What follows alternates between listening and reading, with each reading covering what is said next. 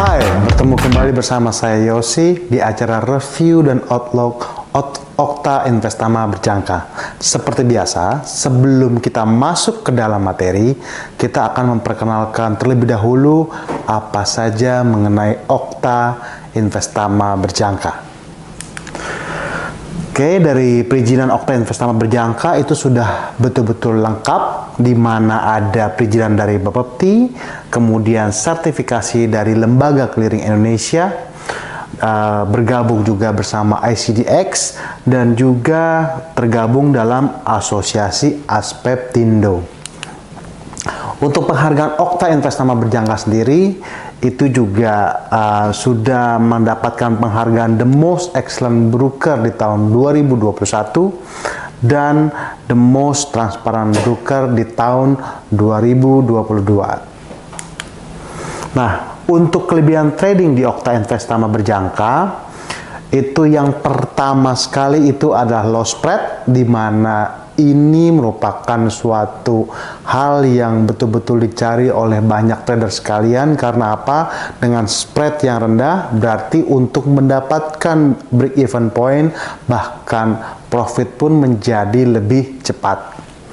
Kemudian low commission, bukan sekedar low commission, bahkan nih dari commission yang ada, itu juga akan diribetkan kembali kepada klien-klien atau trader yang bertransaksi di platform Okta Investama Berjangka. Kemudian free swap. Nah, biasanya swap ini betul-betul mengganggu para trader sekalian pada saat yang transaksinya kebetulan menginap, apalagi kalau misalnya menginap di hari Rabu. Karena apa? Ada biaya menginap sebesar 3 kali lipat. Nah, kalau menggunakan platform Okta Investama Berjangka, sama sekali tidak ada biaya swap atau biaya inap. Kemudian dari proses withdrawal itu juga cepat, yang mana untuk withdrawal itu sendiri sampai dengan jam 3 atau jam 4 sore itu masih akan diurusi oleh bagian administrasi dari PT Okta Investama Berjangka. Kemudian untuk media sosial Okta Investama Berjangka itu tuh kita sudah banyak juga ya. Ada website di www.okta.co.id. Kemudian untuk Facebook itu Okta Investama Berjangka. Kemudian untuk Instagram itu Okta Investama Official.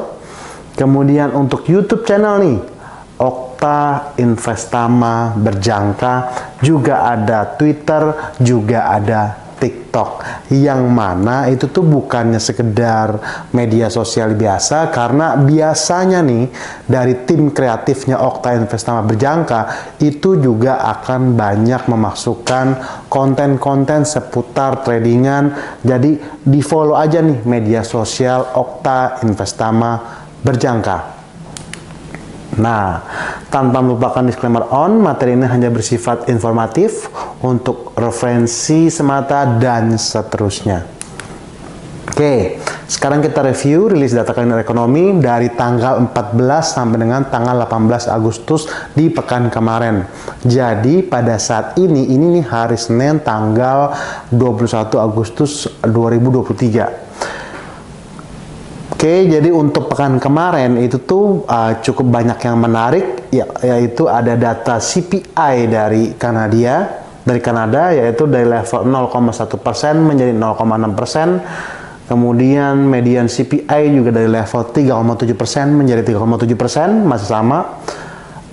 Untuk trim CPI dari 3,7% menjadi 3,6%. Untuk bicara CPI Kanada, yang month to month itu dari 0,1 menjadi 0,6. Nah, ini nih ada yang sedikit unik di sini. Karena apa? Sekarang ini sebenarnya tuh kalau bicara tren inflasi di berbagai negara utama dunia itu sudah mengalami penurunan yang cukup signifikan. Somehow untuk negara Kanada sendiri itu terjadi peningkatan. Disinilah akhirnya menyebabkan pergerakan yang negatif pada Canadian dan dollars, sehingga kalau misalnya rekan-rekan trader itu jeli sekalian, itu tuh ada peningkatan USD terhadap Canadian dollar itu mengalami kenaikan. Kemudian untuk retail sales dari Amerika Serikat itu juga meningkat dari level 0,3% menjadi 0,7%. Ini bagus untuk pergerakan indeks US dollar. Dan pada saat hari Rabu itu diteruskan sama berita suku bunga dari RBNZ atau Bank Sentral New Zealand, yang mana itu rilis suku bunganya itu dirilis tetap di level dari 5,5% menjadi 5,5%. Kemudian untuk Kamis paginya itu juga ada yang menarik, yaitu ada event FOMC meeting minutes, di mana secara lagi-lagi nih para pejabat Fed yang intinya apa, bahwa kemungkinan untuk tingkat kenaikan suku bunga di bulan berikut, entah itu September, entah itu Oktober atau November, Desember, itu bisa jadi akan ada lagi kenaikan suku bunga, tetapi mereka tetap melihat dari data inflasi Amerika Serikat yang berjalan. Kemudian untuk unemployment claims itu mengalami penurunan dari Amerika Serikat dari level 250.000 menjadi 239.000. Nah, ini merupakan penurunan yang cukup signifikan sebesar 11.000. Oleh karenanya secara keseluruhan di pekan kemarin bisa dikatakan bahwa indeks US dollar masih mendominasi kekuatan pasar di mata uang. Untuk Wall Street ditutup bervariasi pada akhir perdagangan Jumat dengan SP 500 berakhir hampir datar karena kenaikan di sektor defensif dan energi mengimbangi pelemahan saham pertumbuhan mega cap. Tetapi Nasdaq itu telah jatuh 7,2% dalam 3 minggu terakhir. Ini merupakan penurunan mingguan terdalam sejak akhir Desember 2022. Dan untuk SP 500 itu juga menurun sebesar 4,6%. dan merupakan penurunan terbesar sejak 3 minggu yang berakhir pada 10 Maret. Untuk pekan ini, itu investor dan trader menantikan pidato Ketua The Fed Jerome Powell di pekan ini untuk menunjukkan prospek suku bunga. Lagi-lagi memang masih sama tensinya, bahwa yang menjadi penggerak pasar utama itu bicaranya adalah inflasi dan suku bunga.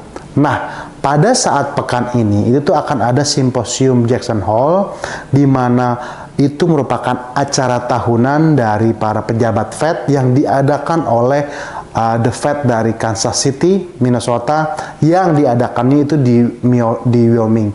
Itu tuh biasanya mereka membahas mengenai apa nih yang terjadi untuk perekonomian Amerika Serikat, bahkan sampai secara internasional, gimana cara menanggulanginya. Nah, di situ itu juga akan ada pidato dari Powell yang merupakan ketua Fed. Disitulah diharapkan oleh para rekan-rekan trader sekalian, apa nih yang kira-kira isinya dari pidato Powell untuk lebih lanjut. Apakah dia itu berbicara dengan sentimen hawkish ataukah dengan sentimen dovish. Kalau misalnya bicara hawkish, lagi-lagi bisa jadi pekan ini akan kembali menguatkan dollars. Kalau dovish itu akan melemahkan US dollar. Kemudian untuk minyak itu juga masih sama, karena bicaranya itu secara global bahwa tingkat suku bunga itu ada di level atas. Disitulah akan dikatakan bahwa bicara pengusaha itu akan melakukan pinjaman atau untuk pembelian minyak dengan menggunakan dolar. Tetapi kalau dari suku bunga dolar itu sendiri itu masih tetap tinggi, disitulah bisa jadi bahwa harga minyak itu juga masih berada di zona atas. Tetapi ingat bahwa di pekan kemarin itu juga banyak berita-berita dari China yang mengatakan bahwa terjadi krisis di sektor properti mereka, which is yang mana ada salah satu perusahaan besar yang sangat besar di China itu malahan justru mengalami gagal bayar, sehingga sempat menimbulkan kepanikan di bursa sahamnya China. Nah, kalau bicara China, ingat, biar bagaimanapun China itu merupakan negara komoditas yang menyedot minyak nomor 2 terbesar di dunia. Oleh karenanya kalau misalnya bicara ekonominya China itu rada tergoncang, berarti permintaan terhadap minyak pun diestimasikan akan menurun. Disitulah akhirnya minyak yang merupakan komoditas utama terjadi atau mengalami koreksi sepanjang pekan kemarin. Ya memang sih ini memang sudah sesuai dengan estimasi kita semua sama-sama. Dalam artian apa? Minyak sedari jauh-jauh hari kita proyeksikan atau kita proyeksikan ke level 85, dan sejak sudah menyentuh level 85, disitulah akhirnya harga minyak mengalami tekanan turun. Untuk emas sendiri itu juga sama. Emas ini masih mager nih, ada di zona bawah, bahkan sudah betul-betul melemah dan berada di bawah level 1900. Dan ingat, pada saat pekan kemarin pun itu juga kita sudah informasikan, sudah infokan bahwa harga emas itu diproyeksikan akan mencapai level 1885, dan betul adanya rekan-rekan Okta Trader sekalian, pada saat betul-betul menyentuh 1885, disitulah akhirnya harga emas secara keseluruhan melakukan perlawanan, dan sampai saat ini tuh masih coba menembus area 1885. Semuanya masih sama, bahwa fokus trader emas itu juga arahnya melihat ke apa nih isi pidato Powell di simposium Jackson Hole. Nah, untuk pekan ini seperti yang dikatakan tadi, bahwa yang rame itu adalah pertama kali kalau untuk hari Senin dan Selasa mungkin itu masih dikatakan relatif sepi, tetapi kalau untuk hari Rabu itu akan banyak berita-berita dari zona Uni Eropa, entah itu dari Uni Eropa, Inggris, bahkan dari Amerika Serikat, yang mana itu berita seputar mengenai manufacturing PMI dan service PMI. Kalau untuk euro itu mengalami sedikit kenaikan, 45,1 menjadi 45,2 untuk manufacturing PMI. Kalau service PMI dari 47,1 menjadi 47,5.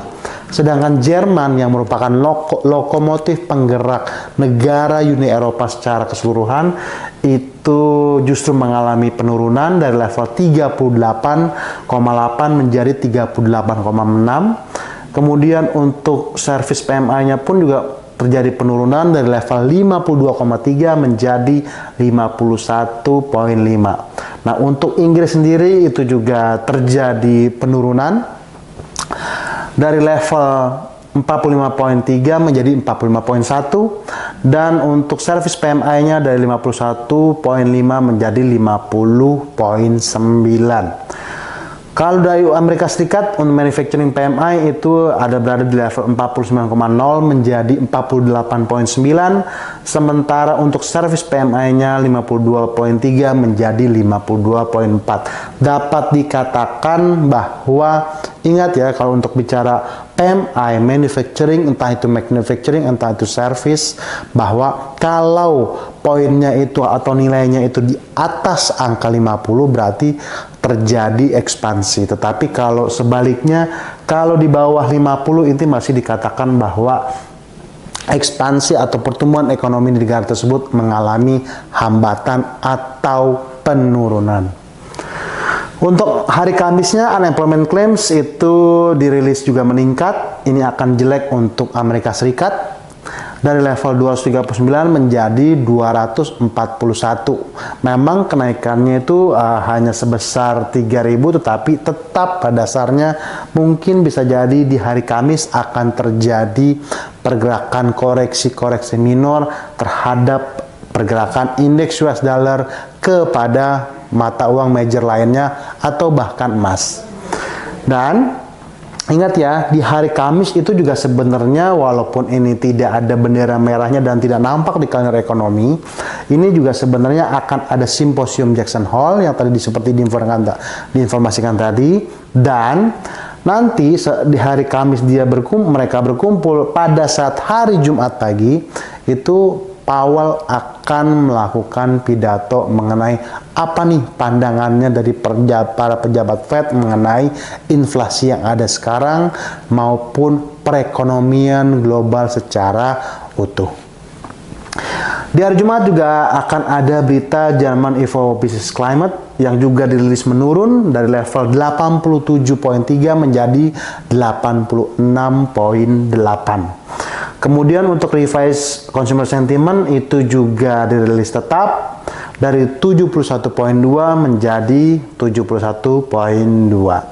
Jadi ya memang rangkumannya adalah bicara fokus para pelaku pasar itu akan betul-betul tertuju di hari Rabu, Kamis, dan Jumat. Ingat, kalau hari Rabu itu akan penuh dengan manufacturing dan service PMI, sementara di hari Kamis itu akan ada unemployment claims dari Amerika Serikat, sedangkan di hari Jumat akan ditutup dengan manis oleh hasil pidato dari Jerome Powell.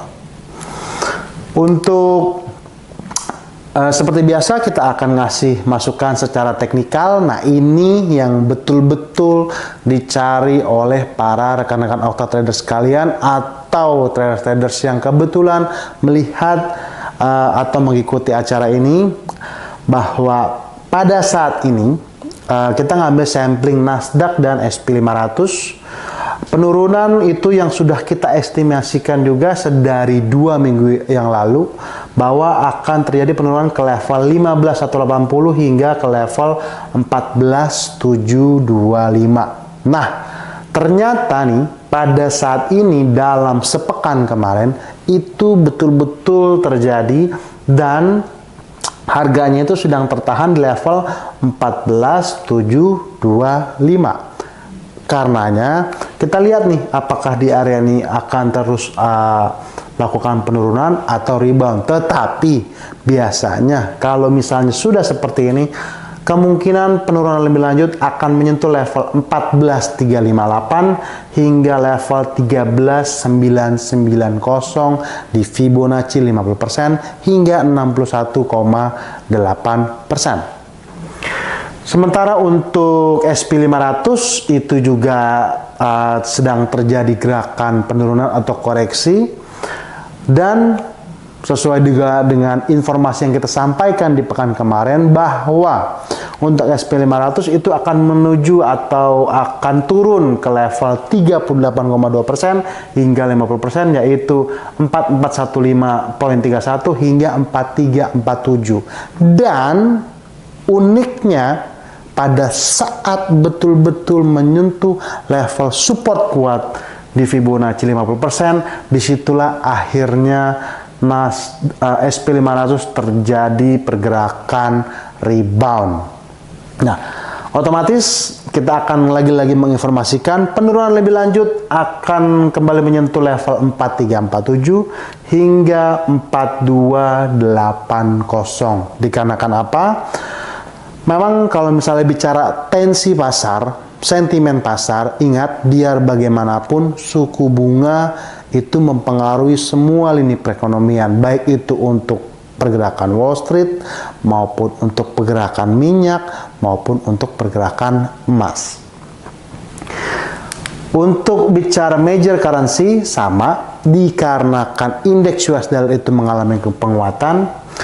Untuk euro sendiri itu juga terjadi pergerakan koreksi, tetapi koreksi itu juga sudah cukup tertahan ya, karena hanya turun 1 bar dari level 50% yang kita informasikan di pekan kemarin di level 1.0955 hanya turun ke level 1.0884. Nah, begitu di area 61,8%, disinilah akhirnya Euro USD juga coba melakukan perlawanan dengan melakukan pergerakan rebound pada saat sekarang di hari Senin tanggal 21 Agustus 2023. Sementara untuk pound sterling sendiri ini juga sama sesuai dengan yang kita informasikan di pekan kemarin, bahwa begitu menyentuh level 61,8% yaitu 1.2625, akhirnya Pound sterling pun juga melakukan pergerakan rebound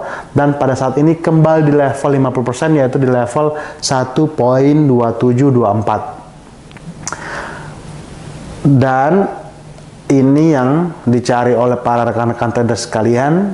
Nah, untuk bicara emas, kemarin kita juga sudah mengingatkan nih, pada saat itu harga sebenarnya masih berada di atas level 1900, which is harga berada di level 1920-an sampai dengan 1930-an. Tetapi kita sudah mengingatkan kepada rekan-rekan Okta trader sekalian, bahkan rekan-rekan traders yang mengikuti acara ini, bahwa ada kemungkinan, ada proyeksi bahwa emas akan terjadi penurunan hingga level maksimal di level 1885. Dan betul bahwa harga emas betul-betul menyentuh level 1885, dan pada saat ini sekarang mencoba melakukan perlawanan untuk rebound ke level 1866 hingga ke level 1904. Tetapi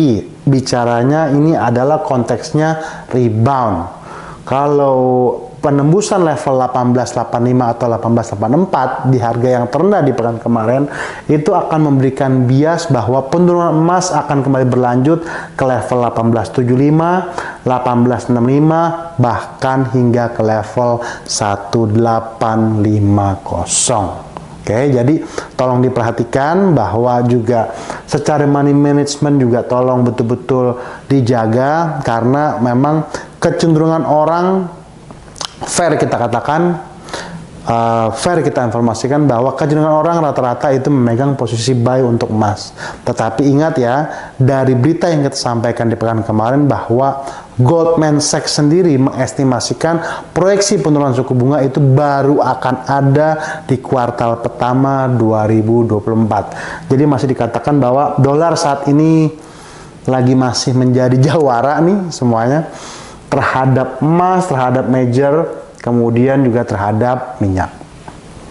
Nah, kalau untuk minyak memang seperti yang tadi kita gambarkan di awal, bahwa memang secara tren memang dia sedang ada di zona positif.